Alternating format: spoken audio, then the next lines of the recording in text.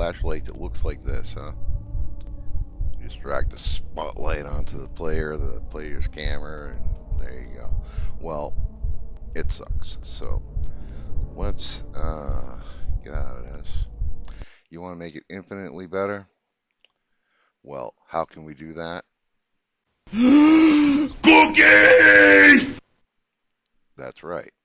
And what we're going to do is you find the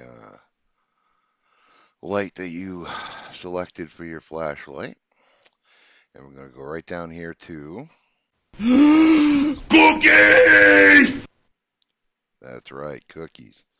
And click here.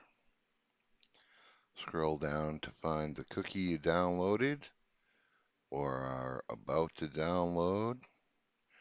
And for me, it's right here, flashlight pattern. Okay, so now we go back into play mode.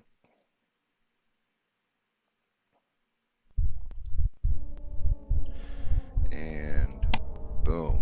Yeah, now we got a more realistic looking flashlight. Nice.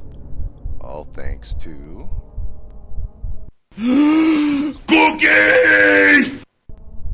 that's right. Until next time, peace out.